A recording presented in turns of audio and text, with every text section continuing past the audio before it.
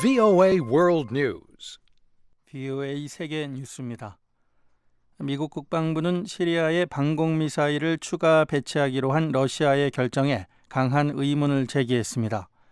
피터 쿡 국방부 대변인은 러시아 측에 S-300 지대공 미사일을 시리아에 배치하는 이유를 설명할 것을 요구했습니다.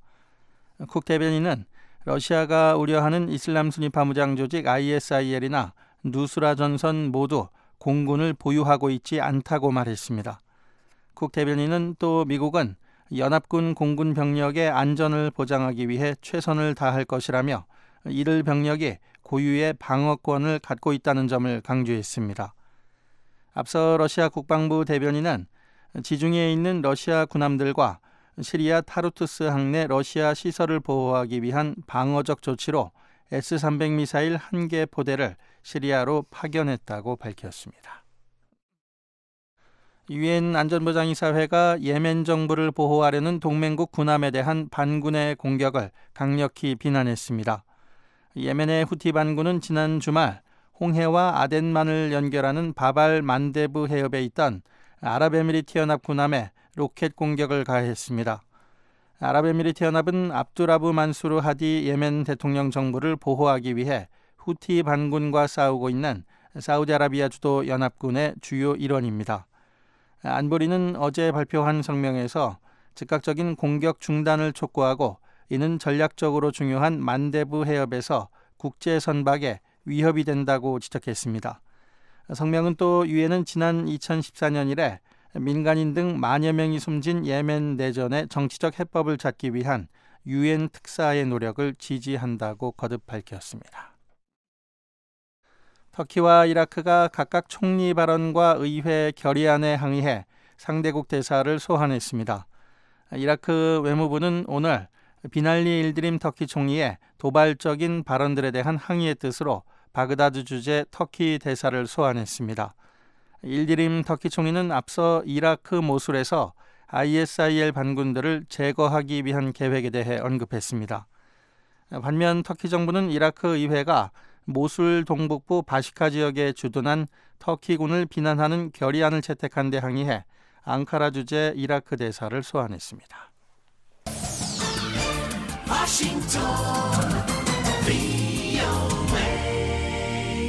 지금 여러분께서는 VOA 세계 뉴스 듣고 계십니다.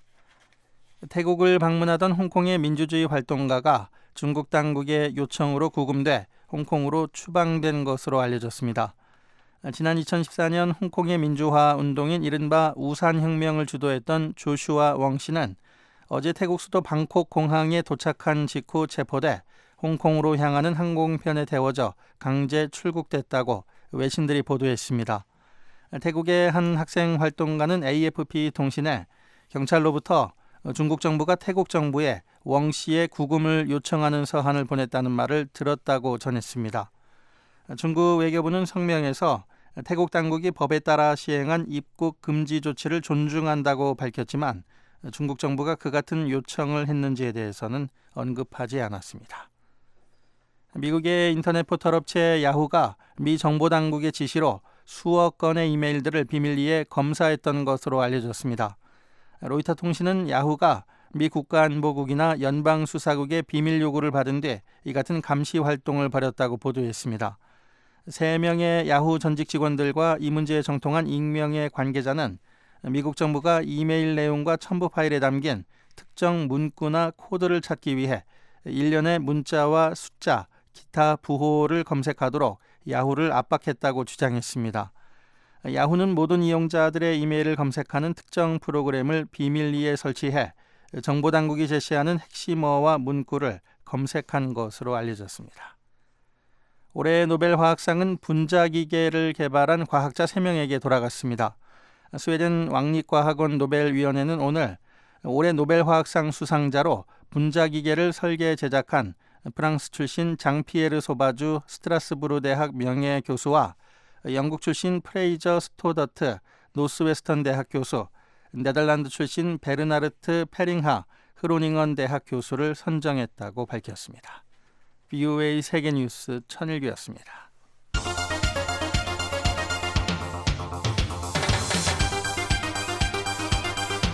VOA News Today.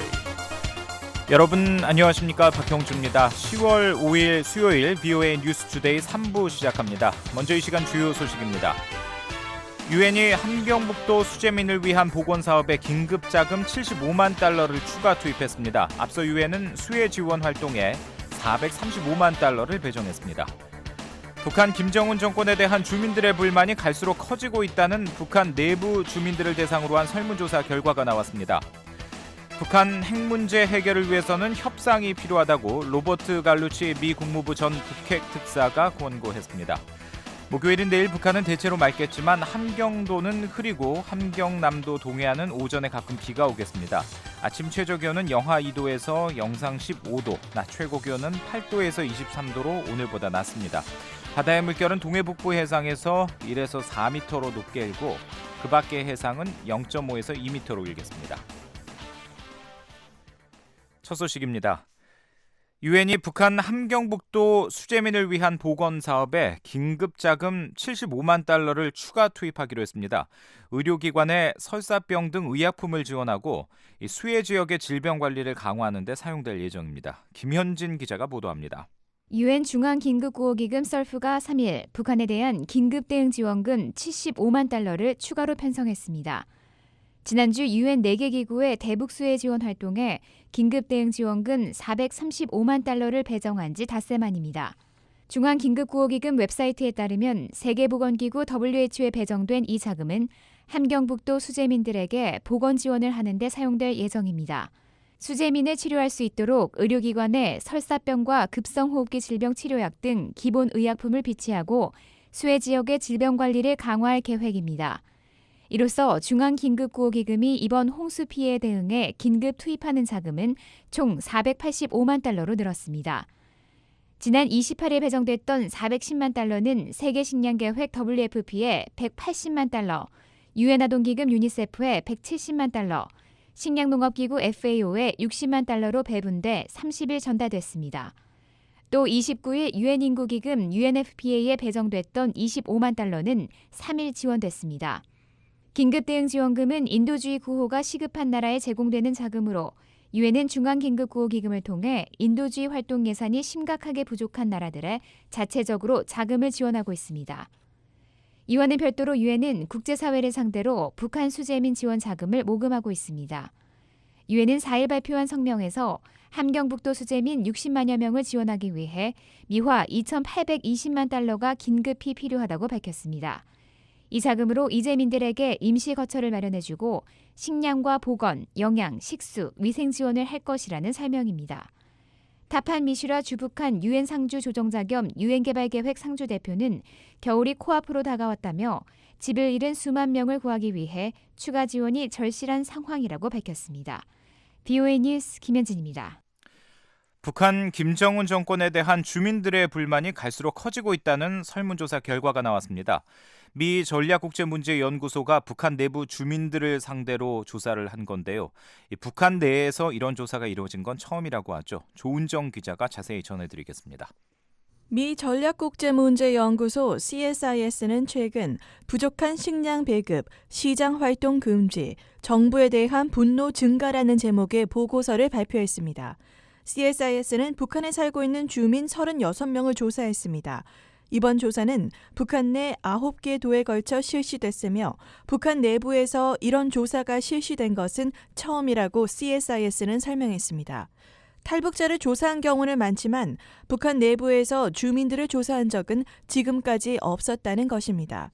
CSIS의 리사 콜린스 연구원은 4일 VOA에 보낸 이메일에서 북한 내부에서 여러 번 신중하고 조심스럽게 설문조사를 실시한 경력 있는 단체에 조사를 위탁했다고 설명했습니다.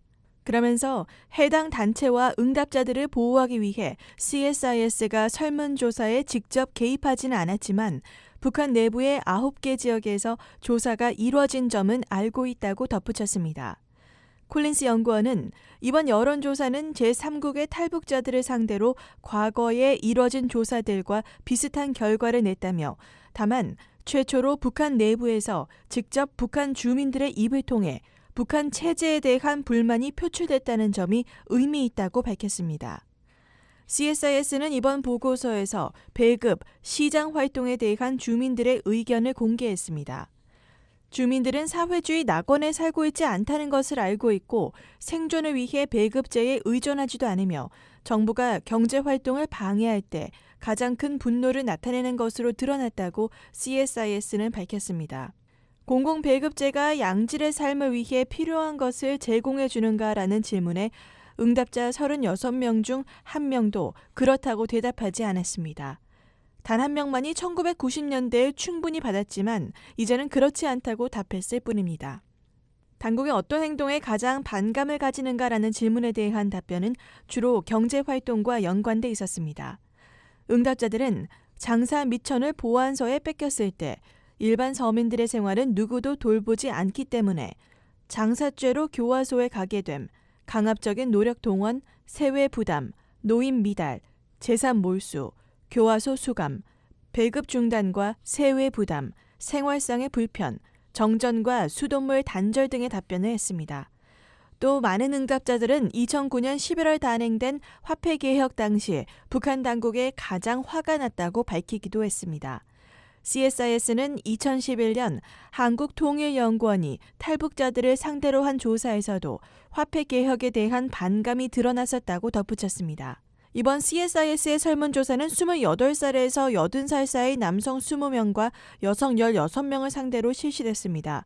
이들은 평양시, 청진시, 무산시, 평안남북도, 함경남북도, 황해남도, 강원도, 량강도에 거주하고 있습니다. 직업은 노동자, 의사, 회사 대표, 주부, 공장 노동자, 이발사, 요리사, 목욕탕 직원 등이었습니다. CSIS는 이들을 상대로 실시한 조사 내용 중 비공식 시장, 물물 교환, 외부 정보, 통일 등에 대한 결과도 취합해 앞으로 4차례에 걸쳐 더 소개할 예정입니다. VOA 뉴스 조은정입니다. 박근혜 한국 대통령은 오늘 북한의 핵 위협이 사라지고 평화 통일의 문이 열리면 한국민들뿐만 아니라 720만 해외 한인들과 세계 각국에서도 새로운 행복과 번영의 기회가 열리게 될 것이라고 말했습니다. 박 대통령은 서울에서 열린 제10회 세계 한인의 날 기념식과 2016 세계 한인회장 대회 개회식에 참석해 이같이 말했습니다. 박 대통령은 최근 북한이 한반도와 세계 평화를 끊임없이 위협하고 있다고 지적하고 북한이 핵과 미사일에 광적으로 집착할수록 국제적 고립과 경제적 어려움만 가중될 뿐이며 결국 자멸에 이를 수밖에 없을 것이라고 강조했습니다.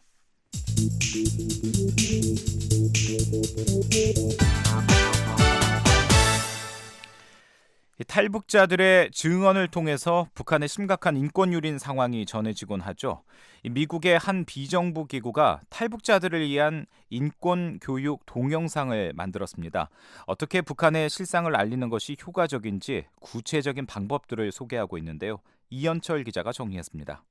미국의 비정부 기구인 국제민주연구소는 최근 북한의 인권 개선을 위해 탈북자들의 증언이 중요하다는 내용의 새로운 동영상을 제작해 공개했습니다. 탈북자들의 실제 경험담은 국제단체들이 조선민주주의 인민공화국 혹은 북한에게 인권 유린에 대한 책임을 묻기 위해 중요한 요소입니다.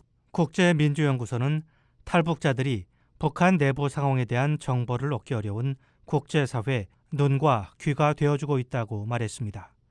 20년 전까지만 해도 북한의 인권 유린에 대해 국제사회가 알지 못했지만 인권 유린의 이야기가 탈북자들로부터 시민단체와 국제사회로 전해지면서 세계는 관심을 갖기 시작했다는 겁니다.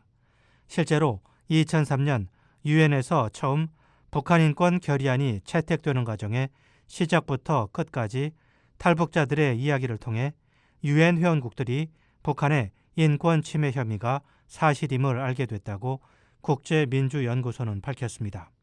또한 유엔 북한인권 특별보고관이 탈북자들로부터 증언을 더 모아 보고를 한 후에 북한의 인권 침해를 감시하기 위한 유엔 북한인권 조사위원회 COI가 설립된 것은 획기적인 사건이었다고 평가했습니다. 이러한 노력의 결과로 국제연합의 193개국 중 119개국이 국제연합 안전보장 이사회에게 김정은의 반인도 범죄를 국제형사재판소로 회부할 것을 권고하였습니다. 국제민주연구소는 탈북자들의 증언이 유엔과 국제시민단체, 외국의 의회 공청회, 국내외 주요 인사들이 모이는 주요 회의에서 널리 공유돼 왔다고 말했습니다.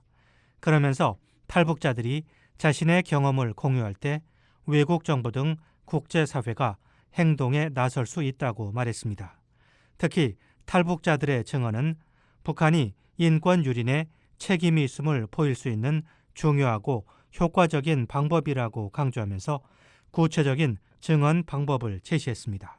누가, 무엇을, 어디에서, 왜, 언제, 어떻게 했는지의 육하 원칙을 기억하는 것이 여러분의 증언을 가장 중요한 사실로만 압축하는 데 도움이 될 것입니다. 국제민주연구소는 자신의 탈북 경험을 3문장 이내로 설명하고 각국 정부의 특정한 행동을 촉구하는 권고 1문장을 포함시키라고 말했습니다. 그 다음에는 증언 내용을 말과 글로 모두 연습해보는 것이 필요하다고 덧붙였습니다. 이어 국제민주연구소는 탈북자의 증언이 사실에 집중하고 정직할 것을 강조했습니다. 부정확한 거짓에 과장된 증언은 북한의 인권을 증진하기 위한 노력을 무력화시킨다는 겁니다. 이 밖에 국제민주연구소는 증언으로 인해 본인이나 가족들에 대한 보복이 두려울 경우 익명으로 증언하는 방법도 있다고 소개했습니다. 국제민주연구소는 이번 동영상이 미 국무부 민주주의 인권노동국의 기금 지원으로 제작됐다고 밝혔습니다. BOA 뉴스 이현철입니다. 북한 돌격대에 대해서 자행되고 있는 이른바 현대판 노예노동 실태가 오늘 서울에서 공개됐습니다. 군대와 유사한 조직 생활을 하는 돌격대는 각종 건설 사업에 동원되지만 임금은 거의 받지 못하는 기이한 형태의 노동 착취 조직이라는 주장입니다. 서울에서 한상미 기자가 보도합니다. 지난 2005년 중학교를 졸업한 박경호 씨는 곧장 828 청년 돌격대에 들어갔습니다. 당시 나이 17살. 아침 5시 반에 일어나 밤 10시까지 평양 만경대 구역의 아파트 건설 현장에서 시멘트를 나르는 고된 노동에 시달렸습니다. 하지만 가혹한 노동량에 비해 한 끼 식사는 강냉이밥 한 그릇에 반찬 한두 가지뿐이었고 월급도 국수 몇 그릇 사 먹을 정도의 액수에 불과했습니다. 탈북자 박경호 씨의 증언입니다. 제일 힘들었던 게 무엇이냐 이렇게 물어보게 되면 시멘트 하차 작업이 있었습니다. 대대원이 한 200명 정도가 한 빵통에서 이렇게 퍼대로 이렇게 일반 이렇게 삽으로 떠가지고 등에라 메고 이렇게 자루에라 등에라 메고 나르는데요. 이 시멘트가 몸에 다 붙어가지고 땀과 같이 이게 콘크리트가 돼요. 이게 가죽이 등가죽이 뺏겨졌던 게 제일 힘들었던 것 같습니다. 돈을 못 받았다는 거 지금 생각하면 황당하고 한국에 오자마자 일을 해봤거든요. 거기에서 일을 하면 돈을 주는구나. 근데 내가 저기서 3년을 무보수를 일했으니까 그걸 통일되면 다시 받을 수 있을까? 제2연합기업소 산하 25 금속공장 건설사업소에 배치된 허광원 씨. 제2연합기업소는 북한 전역에서 토대가 안 좋은 사람들을 뽑아 조직한 곳으로 개성에서만 모두 500여 가구가 무산으로 추방돼 건설 현장에 동원됐다고 증언했습니다. 그 뒤 서두수 발전소 건설 공사 현장과 온성 탄광 등에서도 일한 허 씨는 하루 종일 허리를 펴지 못한 채로 일하느라 지금도 허리가 구부정하다고 하소연했습니다. 한마디 끌려가는데 곱게 일을 야당 땅에서 배려가지고 그걸로 석탄을 파내는데 아침에 왜 아침에 들어가면 저녁 때까지 허리를 못 펴. 한 사람 두 사람 자꾸 없어져요. 그러니까 사람들이 춥다 무슨 이거 뭐 여기 못 살 때다 이런데 추하다 이건 저 무슨 그런 놈들은 아침 일어나면 가족이 다 없어지고 한 70세대가 없어졌다고. 그러니까 그게 나중에 알아보니까 정치원 수용대로 다 보냈다고. 북한 인권시민단체 열린 북한은 5일 서울 프레스센터에서 북한 돌격대 내 강제노동 실태 보고서를 발표하는 기자회견을 갖고 북한 돌격대에서 이루어지는 현대판 노예노동 현황을 공개했습니다. 보고서는 돌격대는 대략 10년의 복무 기간 동안 군대와 유사한 조직 생활을 하며 국가 건설 사업에 동원되지만 임금은 거의 없는 기이한 형태의 노동 착취 조직이라고 밝혔습니다. 보고서는 또 북한의 중학교 졸업생 중 출신 성분과 신체 조건이 가장 떨어지는 학생들이 거의 강제적으로 동원되는데 고된 노동과 배고픔, 구타로 이탈자들이 많이 발생하며 장비가 제대로 갖춰져 있지 않아 안전사고도 자주 일어난다고 전했습니다. 남녀 비율은 5대5 정도로 남녀 간 작업의 구분이나 과제량의 차이가 없다는 게 증언자들의 일치된 의견이라고 보고서는 지적했습니다. 탈북자 박경호 씨는 남자와 여자 모두 같은 작업을 하는데 여자라고 봐주는 일은 없다면서 여성 인권 문제가 특히 심각하다는 걸 한국에 와서 알게 됐다고 증언했습니다. 여자 인권 문제입니다. 북한 여자들 너무 억세 강해갖고 몰랐거든요. 근데 한국에 오니까 여자하고 여성스러운 거예요. 이렇게 분명 그들도 똑같은 여자예요. 거칠게 남자들하고 똑같이 살아야 되는 거 이런 걸 생각했을 때 좀 가슴 아팠고요. 그래서 친한 누나가 너무 힘들다, 나 도망치고 싶다, 못 견딜 것 같다, 여기서 죽을 것 같다 이런 말씀을 하시는. 보고서는 철길과 도로, 발전소, 아파트 등 북한에서 국가 건설 사업 대부분에 동원되는 돌격대의 규모를 최대 약 40만 명으로 추산했습니다. 아울러 북한 기업소 근로자들은 돌격대 동원 시간을 줄이고 자유 시간을 얻기 위해 기업소에 현금을 바치고 있다면서 기업소들이 이런 식으로 상당 금액의 현금을 매달 수탈하고 있다고 보고서는 밝혔습니다. 또 이러한 현금 수탈 행위는 일반 가정주부나 학생들을 대상으로도 일어나는데 인민반과 각급 학교가 각각 주부와 학생들에게 정기적으로 경제과제로 퇴비나 폐지 등을 거둬가고 현물이 없을 땐 현금을 수탈하고 있다고 지적했습니다. 이렇게 해서 북한 당국이 전국적으로 주민들로부터 매년 거둬들이는 금액은 미화로 약 9억 1,500만 달러에 달하는 것으로 추정됐습니다.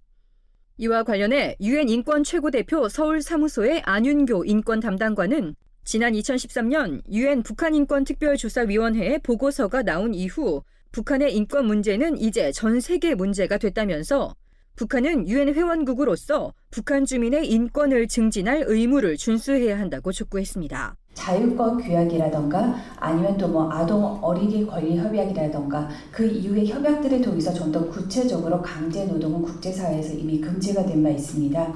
COI의 경우에는 일단 적지 않은 수용 시설이 이미 국제형사법 하에서 말하는 강제 노동 그리고 현대판 노예라는 그런 프레임에 들어간다. 아시다시피 북한은 유엔 회원국이고요. 그렇기 때문에 유엔에 있는 여러 가지 인권을 보호하고 증진할 의무와 도리를 이미 가지고 있습니다.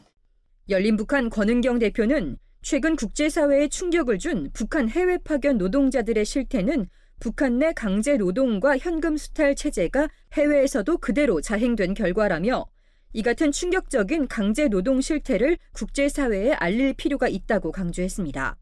권은경 대표는 북한 돌격대 출신 4명 등 한국에 정착한 탈북자 18명에 대한 심층 인터뷰를 통해 보고서를 작성했다고 덧붙였습니다. 서울에서 VOA 뉴스 한상미입니다. 한민구 한국 국방부 장관은 앞으로 북한이 주체가 불분명하고 의도 파악이 제한되는 도발을 할 가능성이 있다고 말했습니다. 한 장관은 오늘 한국 국회에서 열린 국방위원회 국정감사에서 북한이 책임을 전가할 수 있는 유형의 국지 도발이나 전략 도발을 할 수 있다고 보고 있다며 이같이 말했습니다. 한 장관은 북한 최고 지도자의 은신처를 파악할 수 있는 정보력과 군사력을 갖췄느냐는 지적에 대해서는 한국군의 능력과 미한 연합 감시 정찰 자원으로 최대한 노력하고 있다고 강조했습니다.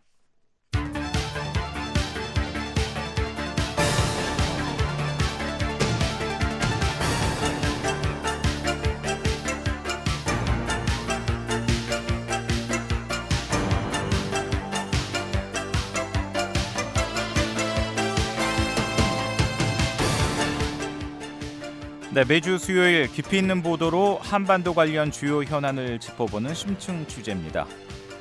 미국 재무부가 중국과 관련된 개인과 기업 등을 제재한 경우가 46건으로 조사됐습니다. 대부분 핵과 미사일 등 대량 살상 무기 확산 방지를 목적으로 한 제재였는데요. 여기에는 북한과 관련된 제재 대상자도 일부 포함되어 있었습니다. 함지아 기자가 취재했습니다. 미국 재무부가 지난달 26일 중국 국적자 4명과 중국 기업 1곳을 제재 명단에 올렸습니다. 북한의 대량 살상 무기 확산에 연루됐다는 이유에서입니다. There are no limits and there is no administration red line of exempt countries or companies. We go where the evidence. 이와 관련해 데니얼 프리드 미 국무부 제재 담당 조정관은 지난달 28일 미 상원 외교위원회 동아태 소위 청문회에 참석해 국가나 기업을 제재하는 데 있어 제한이 없다고 밝혔습니다. 북한과 거래한 중국 기업을 제재한 데 따른 부담감이 없었다는 겁니다. 미국 정부가 당초 북한과의 거래를 이유로 중국 기업이나 기관을 제재하는데 적극적인 태도를 취하지 않았던 점을 감안하면 이번 결정은 매우 이례적으로 받아들여졌습니다. 그러나 미 재무부가 중국 국적자나 중국 기업 혹은 중국에 근거지를 둔 사업체 등을 제재한 건 이번이 처음은 아닙니다. BOA가 미 재무부의 특별 제재 대상 자료를 분석한 결과 4일 현재 중국에서 활동하는 개인과 기업이 제재 명단에 오른 경우는 모두 46건으로 집계됐습니다. 이들은 국제 테러리스트와 해외 마약 거래 핵심 인물, 그리고 이란과 미얀마 등 특정 국가와 거래한 혐의 등으로 미국 정부가 마련한 총 10개 제재 프로그램에 이름을 올리고 있었습니다. 중국과 관련된 인물과 기업 등이 가장 많이 포함된 건 대량 살상무기 확산자 제재 규정 프로그램이었습니다. 여기에는 베이징 알리트 테크놀로지라고 불리는 알코사와 중국 다이렌에 주소지를 둔 블루스카이 산업회사, 중국 국적자 리팡웨이 등 모두 22개의 중국 관련 기업과 개인이 포함돼 있었습니다. 이 중 13개의 기업 등이 다른 제재 프로그램과 복수로 등재된 것으로 확인됐는데 한 개를 제외한 12개의 이란 금융 제재 규정이 적용됐고 나머지 1개 기관은 조선광업개발회사로 지난 2010년 북한 제재 규정 프로그램에 포함된 것으로 나타났습니다. 창광신용무역이라는 이름으로도 운영된 조선광업개발무역회사는 북한 기관이지만 평양은 물론 베이징에서도 운영이 돼 중국에 근거지를 둔 사업체로 분류가 된 것으로 보입니다.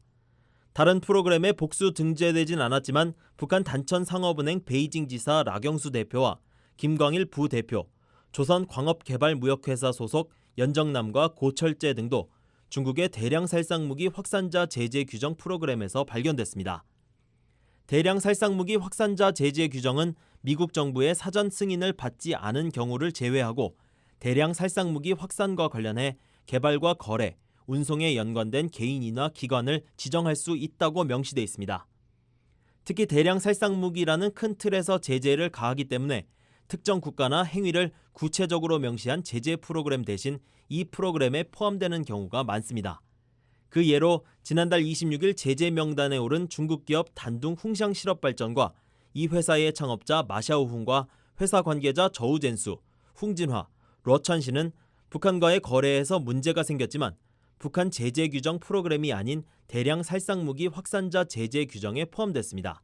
그 밖에 중국 관련 개인과 기업 등은 해외 마약 거래 인물 핵심 제재에 10건, 이란 금융 제재 12건, 특별 지정 국제 테러리스트 제재에 7건, 북한과 시리아 제재 각각 2건, 벨라루스와 미얀마, 이라크 관련 제재에 각각 1건씩 들어있었습니다.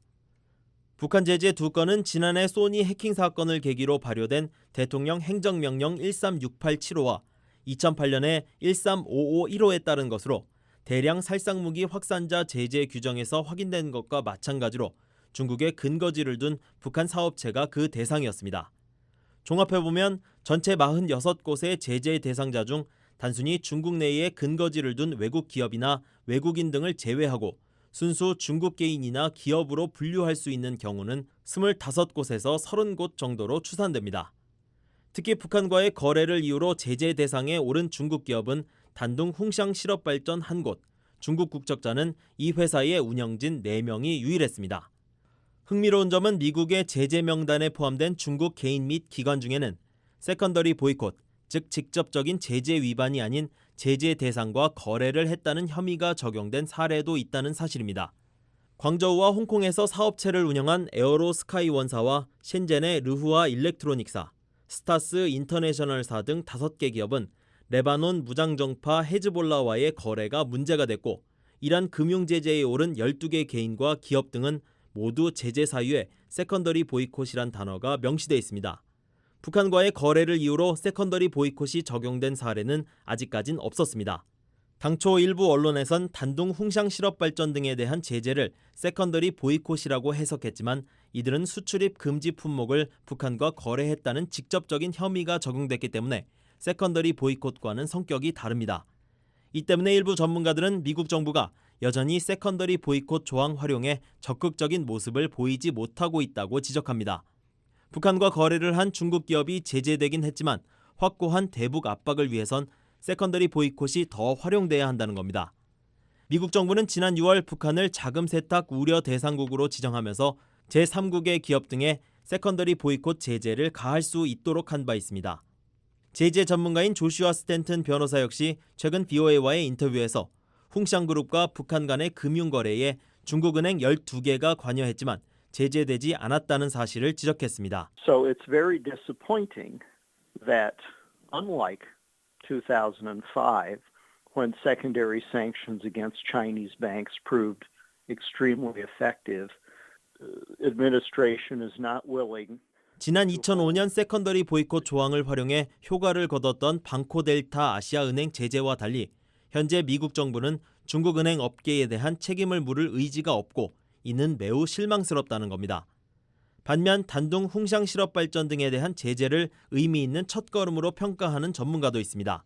한국의 국책연구기관인 통일연구원 배정호 박사는 홍샹그룹에 대한 제재를 시작으로 그에 따른 파급 효과를 기대할 수 있을 것으로 내다봤습니다. 요거 첫 번째, 두 번째 계속 나가게 되면은 확산되는 거죠. 대북 제재를 좀 더 강도 높인 대북 제재, 또 지금 북한 핵에 대한 미국의 인식이 좀 더 위험성에 대한 그 인식이라든지 등등이 구체화되기 때문에 이거는 굉장히 좋은 시그널을 보고 있습니다. 실제로 지난달 28일 청문회에서 프리드 조정관은 중국 기업 등에 대한 추가 조사를 벌이고 있다는 사실을 시인한 바 있습니다.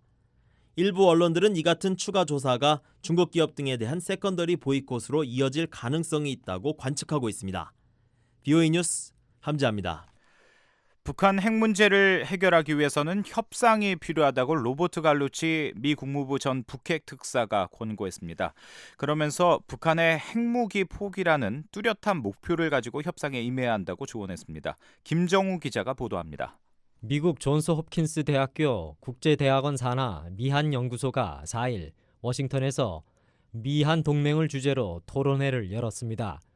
토론회 전반부에는 1993년부터 1999년 미 국무부 소속으로 북핵 협상에 참여했던 조엘 위트 존스 홉킨스대 선임연구원의 사회로 미북 제네바 합의의 주역이었던 로버트 갈루치 전 국무부 북핵 특사 그리고 한국 서강대학교 국제대학원의 김재천 교수가 토론자로 나선 정치 안보 분야 토론이 진행됐습니다. 특히 갈루치 전 북핵 특사는 기조 발표와 토론에서 미한 동맹이 직면한 도전 가운데 하나인 북핵 문제의 해결을 위해 협상을 강조해 눈길을 끌었습니다. I think negotiation can be and ought to be considered a legitimate option. I mean, what are the other options? 협상이 적절한 방안이 될 수 있고 또 그렇게 돼야만 한다는 것입니다. 갈루치 전 특사는 북핵 문제 해결을 위해 기존 대북 제재보다 더 강경한 해상 봉쇄나 선제 공격 같은 방안도 있다고 인정했습니다. 하지만 어떤 방안이 더 현명하고 건설적인 결과를 가져올지를 따져보면 이런 강경책보다는 협상을 먼저 시도해볼 필요가 있다고 주장했습니다. 미국과 한국 등 국제사회가 북한을 압박하는 정책을 고수할 수 있겠지만 상황만 나빠졌다면서 북핵 위협을 줄이려면 이젠 협상이 필요하다는 것입니다. 하지만 갈루치 전 특사는 북한과 협상에 임하면서 반드시 고려해야 할 항목들을 거론했습니다. But generally, what I want to say in this policy academic audience is that I want to preserve the legitimacy of negotiations under the right circumstances. 일단 적절한 조건을 충족해야 올바른 협상이 된다는 설명입니다. 갈루치 전 특사는 이런 적절한 조건과 관련해 먼저 협상 목표를 확실히 하라고 권고했습니다. Is that we not enter serious, hopefully durable negotiations unless both sides agree. 북한의 핵무기 포기가 협상 목표라는데 미국과 한국이 꼭 합의하고 협상에 임하라는 것입니다. 만일 이런 목표를 확실하게 하지 않으면 협상을 통해 오히려 북한을 핵 보유국으로 인정하는 빌미를 줄 수 있다고 갈루치 전 특사는 경고했습니다. 갈루치 전 특사는 그 밖에 고려해야 할 사항으로 북한에 어떤 당근책을 줄 것인지 동맹국들과 반드시 협의하라고 권고했습니다. To be very, very careful about what the United States does, particularly the United States, in order to engage the North, draw them to negotiations. 북한을 협상장으로 불러들이거나 실제 협상 중에 북한 측에 제시할 유인 정책을 고를 때 매우 유의하라면서 특히 미한 연합훈련의 축소나 중단같이 미한 안보 동맹과 관련이 있는 항목은 반드시 한국과 협의하라는 설명입니다. 갈루치 전 특사는 그러면서 체제 붕괴를 우려하는 북한이 협상에서 반드시 평화협정 같은 정치적 현안도 꺼낼 것이라며 이 문제가 풀리지 않으면 북핵 문제를 해결할 수 없다고 전망했습니다. 마지막으로 갈루치 전 특사는 실제로 북한과의 협상이 가능하겠느냐는 반론에 전쟁은 절대로 좋은 생각이 아니며 협상이 가능하다면 전쟁보다는 협상이 낫다고 다시 강조했습니다. 한편 한국서강대학교 국제대학원의 김재천 교수는 미한 동맹이 굳건하다고 평가하면서 북핵 문제 해결을 위해 다양한 방법으로 북한을 압박할 것을 주문했습니다. I think there is no option but to, approach this with multi-track approaches. 대북 제재 그리고 확장 억지력 강화로 국제사회가 북한의 핵무기를 받아들일 수 없다는 뜻을 북한 측에 확실하게 전달해야 하지만 동시에 조건이 맞으면 외교 협상도 필요하다는 것입니다. 김재천 교수는 그러면서 확장 억지력의 내용이나 협상 조건 그리고 목표와 관련해 동맹국인 미국과 한국 사이에 긴밀한 협의가 필요하다고 강조했습니다. VOA 뉴스 김정우입니다. 사만다 파워 유엔 주재 미국 대사가 오는 8일부터 11일까지 나흘 일정으로 한국을 방문해 한국 정부 당국자들과 북한의 5차 핵실험에 대한 제재 방안 등을 논의할 것으로 알려졌습니다. 미국 뉴욕의 유엔 본부를 주 무대로 활동하는 유엔 주재 미국 대사가 한국을 방문하는 것은 흔치 않은 일로 파워 대사는 윤병세 외교부 장관을 포함해 한국 정부 고위 외교 당국자들을 만날 예정입니다. 한국 외교부는 파워 대사의 방안을 협의하고 있다고 밝혔습니다. Voice of America, VOA. 저희 VOA 미국의 소리 한국어 방송에서는 여러분의 의견을 기다리고 있습니다. 미국 국제 전화번호는 1-202-205-9942번, 1-202-205-9942번입니다. 그 밖에 중국과 태국에서도 무료 전화 이용하실 수 있습니다. 중국에서 전화하실 때는 00-800-500-12345번, 00-800-500-12345번. 태국에서 전화하실 때는 001-800-500-12345번, 001-800-500-12345번입니다. 제보자의 신분은 보호되며 제보 내용은 취재를 위해서만 사용됩니다. 또 프로그램에 대한 문의나 의견 있으신 분도 연락 주십시오. 24시간 이용 가능한 무료 전화에 많은 이용 바랍니다.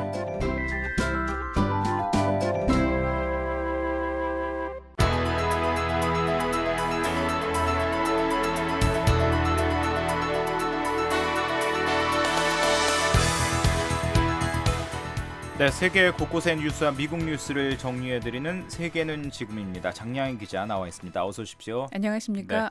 자, 오늘은 어떤 소식 가지고 오셨습니까? 네, 어제 공화당과 민주당 부통령 후보들 간의 TV 토론회가 열렸는데요. 대통령 후보들의 재단 문제, 또 시리아 핵 문제 등을 놓고 열띤 공방전을 벌였습니다. 이 소식 먼저 알아보고요. 반기문 유엔 사무총장의 임기가 올해 말로 끝나는데요. 후임자가 누가 될지 오늘 그 윤곽이 드러날 전망입니다. 네. 또 노벨상 화학상 수상자가 발표됐는데요. 노벨상 수상자 소식까지 차례로 알아보겠습니다. 네. 자, 어제 미국 부통령 후보 토론회가 열렸습니다. 공화당 부통령 후보 마이크 펜스 인디애나 주지사, 또 민주당 부통령 후보죠. 팀 케인 연방 상원 의원. 이 부통령 토론회는 딱 한 번만 한다고요? 그렇습니다. 어떤 얘기가 오갔습니까?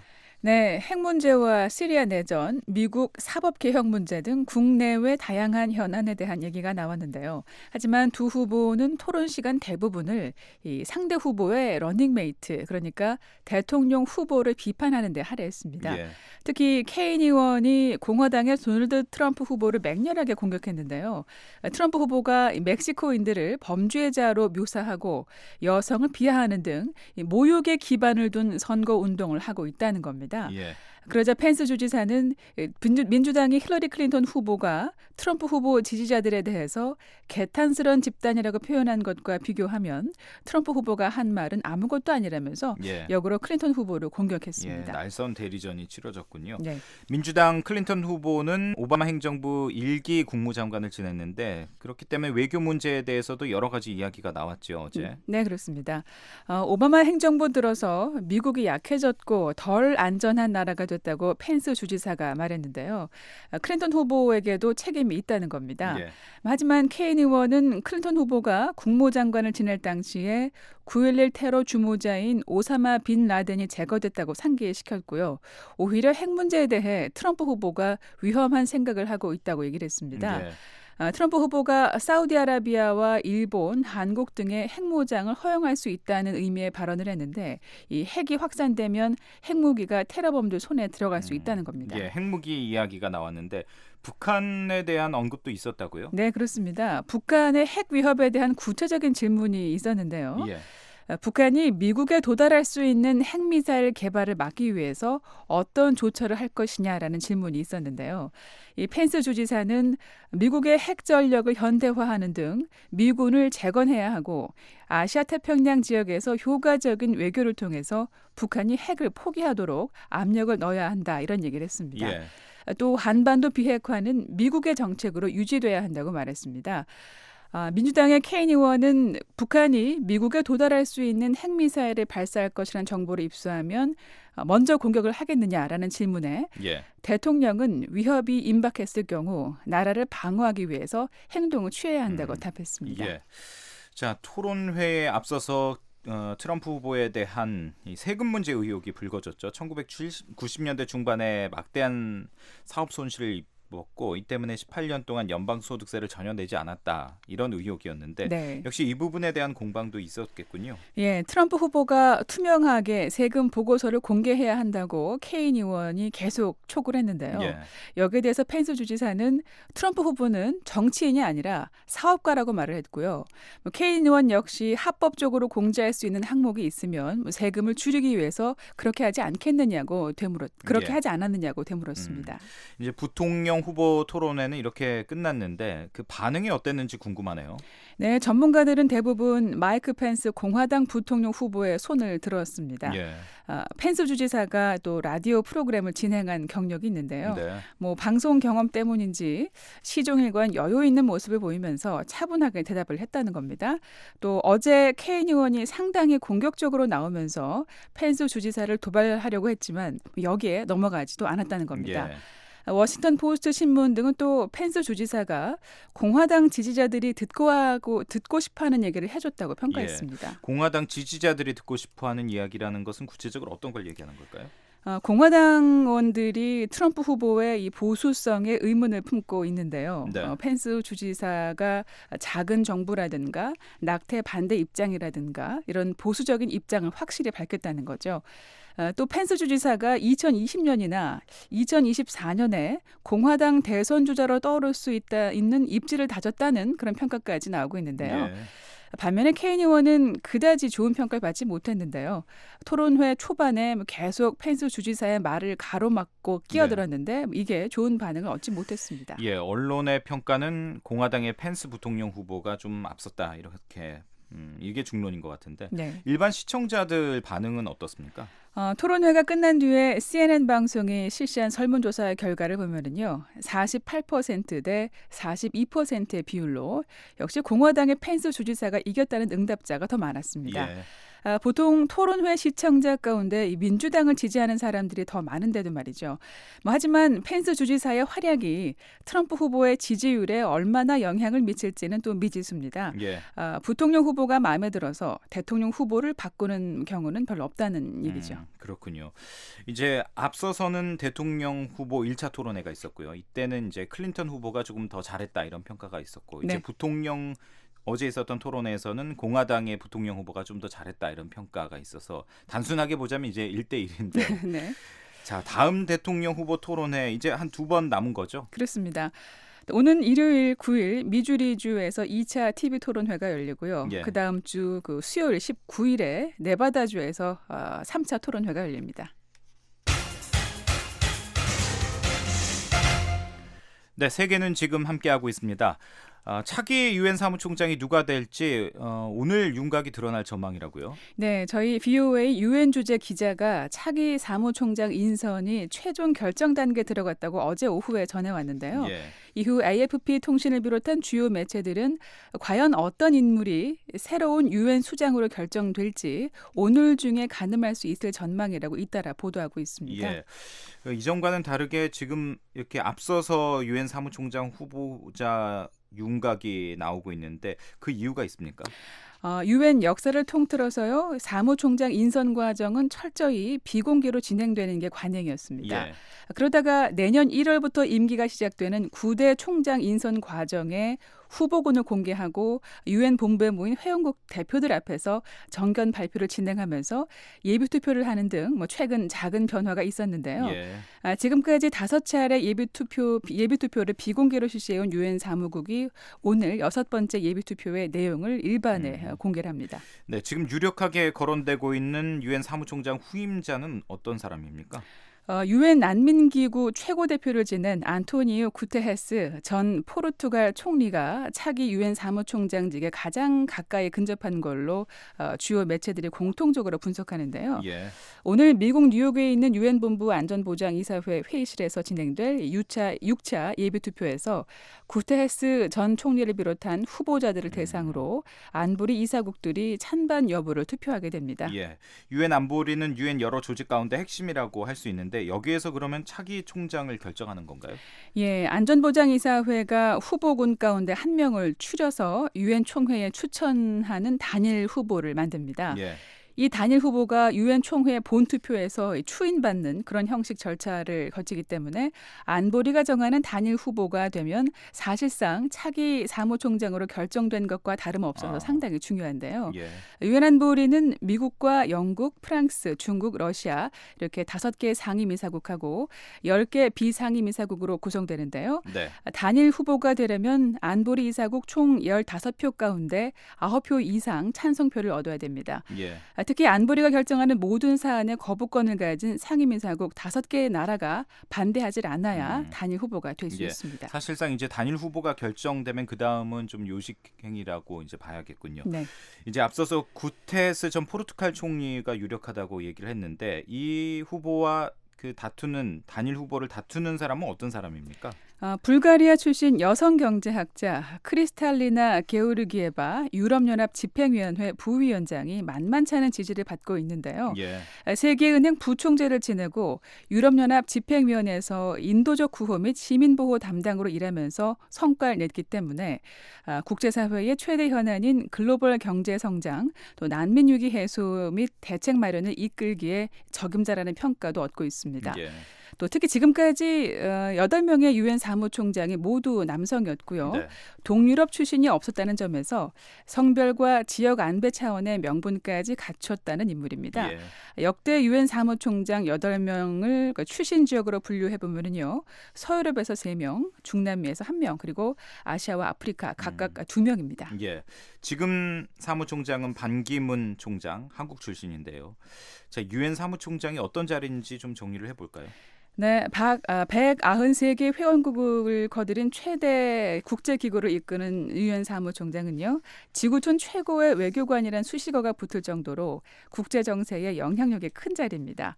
이 국제 분쟁 예방을 위한 조정과 중재 역할을 맡아서 막강한 권한을 행사하는데요. 예. 공식 업무로 각 나라를 방문할 때는 국가 원수급 예우를 받습니다.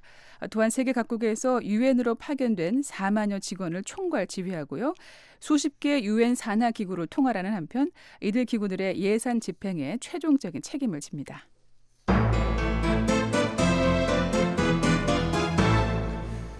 네, 올해 노벨상 수상자들이 속속 공개되고 있는데 노벨상 화학상에는 3명이 공동 수상을 했군요. 네, 그렇습니다. 스웨덴 왕립과학원 노벨상위원회가요. 프랑스 출신의 장 피에르 소바주 스트라부르 대학교 명예교수와 영국 출신 제임스 프레이저 스토다트 미국 노스웨스턴 대학교 교수, 그리고 네덜란드 출신 베르나르트 루카스 페르ን가 흐로니영 대학교 교수가 수상의 영예를 안게 됐습니다. 네. 이들 과학자들은 초분자체를 이용해서 분자 기계를 구현할 수 있는 원리를 밝히는 공로를 인정받아서 이 분야 최고의 영예를 안게 됐습니다. 예, 분자 기계는 어떤 걸 얘기하는 겁니까? 분자라는 게 이 세상의 모든 물질을 구성하는 기본 단위죠. 예. 그만큼 작다는 건데 이 엄청나게 작은 기계를 만들어서 다양한 분야에 활용할 수 있게 바로 분자 기계의 그게 기본 개념인데요. 예. 머리카락 굵기의 수천 분의 1에 불과한 크기로 감지 기능, 이 센서를 만들 수도 있고요. 예. 에너지 저장 장치를 만들어서 에너지난을 타개하는 등의 변화까지 예상이 가능합니다. 예. 가장 빨리 현실화할 수 있는 것으로 소설이나 영화에서 나왔던 매우 작은 크기의 의학 로봇을 만들어서 사람 몸속에 집어넣어서 병을 고치게 하는 그런 일입니다. 예. 자, 노벨상 수상자 발표 다음 주까지 계속되는 거죠? 네, 그렇습니다. 지난 월요일에 이 우스미 요시노리 일본 도쿄공업대학 명예교수가 생리의학상 수상자로 선정됐고요. 예.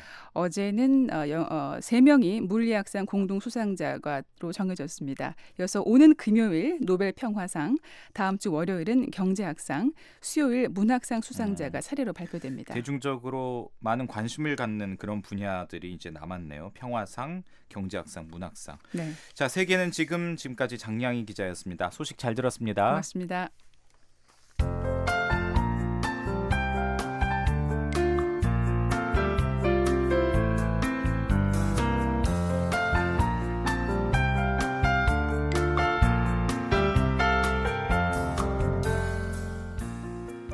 네, 끝으로 날씨입니다. 목요일인 내일 북한은 대체로 맑겠습니다.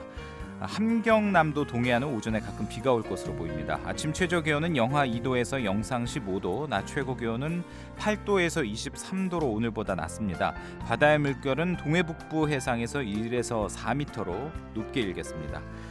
평안남도와 평안북도 오전에 대체로 맑고 오후에는 다소 흐려질 것으로 보입니다. 평양 아침 기온 12도, 낮 기온 20도, 양덕 아침에는 8도, 오후에는 21도가 예상됩니다. 중당 아침 기온 4도, 낮 기온은 16도입니다.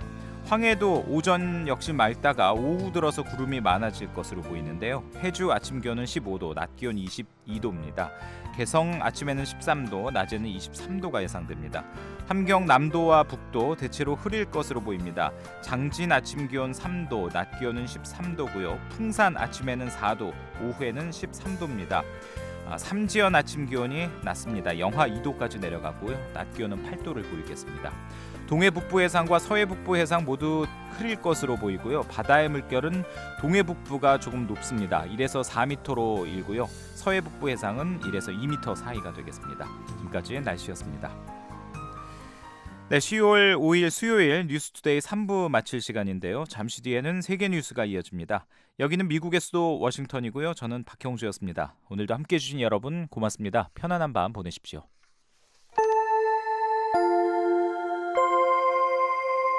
VOA World News. VOA 세계 뉴스입니다. 시리아 북부 알레포에서 정부군과 반군 간 전투가 과열되고 있는 가운데 최근 2주 새 민간인 420여 명이 사망한 것으로 알려졌습니다. 영국의 본부를 둔 시리아 인권관측소는 지난달 19일 이후 알레포에서 민간인 426명이 숨지고 1000여 명이 다쳤다고 밝혔습니다.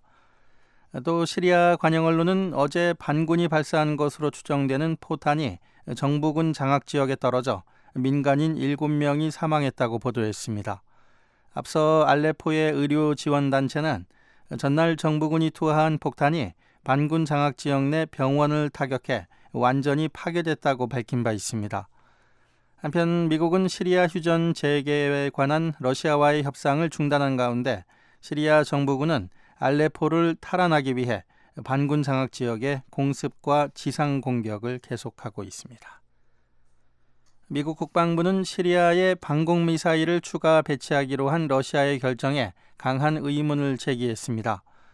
피터 쿡 국방부 대변인은 러시아 측에 S-300 지대공 미사일을 시리아에 배치하는 이유를 설명할 것을 요구했습니다. 쿡 대변인은 러시아가 우려하는 이슬람 순위 반무장 조직 ISIL이나 누스라 전선 모두 공군을 보유하고 있지 않다고 말했습니다. 쿡 대변인은 또 미국은 연합군 공군 병력의 안전을 보장하기 위해 최선을 다할 것이라며 이들 병력이 고유의 방어권을 갖고 있다는 점을 강조했습니다. 앞서 러시아 국방부 대변인은 지중해에 있는 러시아 군함들과 시리아 타르투스 항내 러시아 시설을 보호하기 위한 방어적 조치로 S-300 미사일 1개 포대를 시리아로 파견했다고 밝혔습니다. 터키와 이라크가 각각 총리 발언과 의회 결의안에 항의해 상대국 대사를 소환했습니다.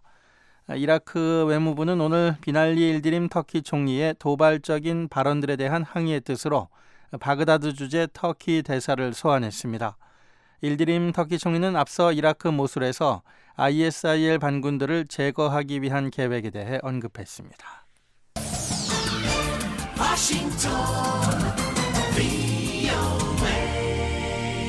지금 여러분께서는 BOA 세계 뉴스 듣고 계십니다. 태국을 방문하던 홍콩의 민주주의 활동가가 중국 당국의 요청으로 구금돼 홍콩으로 추방된 것으로 알려졌습니다. 지난 2014년 홍콩의 민주화 운동인 이른바 우산혁명을 주도했던 조슈아 웡 씨는 어제 태국 수도 방콕 공항에 도착한 직후 체포돼 홍콩으로 향하는 항공편에 태워져 강제 출국됐다고 외신들이 보도했습니다. 태국의 한 학생 활동가는 AFP 통신에 경찰로부터 중국 정부가 태국 정부에 웡 씨의 구금을 요청하는 서한을 보냈다는 말을 들었다고 전했습니다. 중국 외교부는 성명에서 태국 당국이 법에 따라 시행한 입국 금지 조치를 존중한다고 밝혔지만 중국 정부가 그 같은 요청을 했는지에 대해서는 언급하지 않았습니다. 웡 씨가 속한 홍콩 데모시스토 당 측은 웡 씨가 방콕 대학에서 자신의 민주주의 활동에 관해 발표할 예정이었다고 밝혔습니다. 미국의 인터넷 포털업체 야후가 미 정보당국의 지시로 수억 건의 이메일들을 비밀리에 검사했던 것으로 알려졌습니다. 로이터 통신은 야후가 미 국가안보국이나 연방수사국의 비밀 요구를 받은 뒤 이 같은 감시 활동을 벌였다고 보도했습니다. 3명의 야후 전직 직원들과 이 문제에 정통한 익명의 관계자는 미국 정부가 이메일 내용과 첨부 파일에 담긴 특정 문구나 코드를 찾기 위해 일련의 문자와 숫자, 기타 부호를 검색하도록 야후를 압박했다고 주장했습니다. 올해 노벨 화학상은 분자기계를 개발한 과학자 3명에게 돌아갔습니다. 스웨덴 왕립과학원 노벨위원회는 오늘 올해 노벨 화학상 수상자로 분자기계를 설계 제작한 프랑스 출신 장피에르 소바주 스트라스부르 대학 명예교수와 영국 출신 프레이저 스토더트 노스웨스턴 대학 교수, 또 네덜란드 출신 베르나르드 페링하 흐로닝언 대학 교수를 선정했다고 밝혔습니다. 분자기계는 나노미터 크기의 미세한 공간에서 작업을 수행하고 통제 가능한 활동을 지니고 있어 새로운 물질과 에너지 저장 체계에서 추가 연구 개발을 이끌어낼 수 있습니다. BOA 세계뉴스 천일규였습니다. 지금까지 여러분께서는 VOA 한국어 저녁 방송을 들으셨습니다. VOA 한국어 저녁 방송은 저녁 7시 30분부터 11시 30분까지 4시간 동안 중파 1188kHz를 통해 들으실 수 있습니다. 또 밤 8시 30분부터 9시 30분까지 1시간 동안은 단파 7460kHz와 9490kHz로 들으실 수 있습니다. 그리고 밤 9시 30분부터 11시 30분까지 단파 11990kHz, 12110kHz로도 VOA 한국어 저녁 방송을 들으실 수 있습니다. 그리고 매일 아침 3시 30분부터 5시 30분까지 2시간 동안 보내드리는 VOA 한국어 아침 방송은 단파 5875, 7365, 7485kHz로 들으실 수 있습니다. 함께해 주신 여러분 고맙습니다. 다음 방송 시간까지 안녕히 계십시오.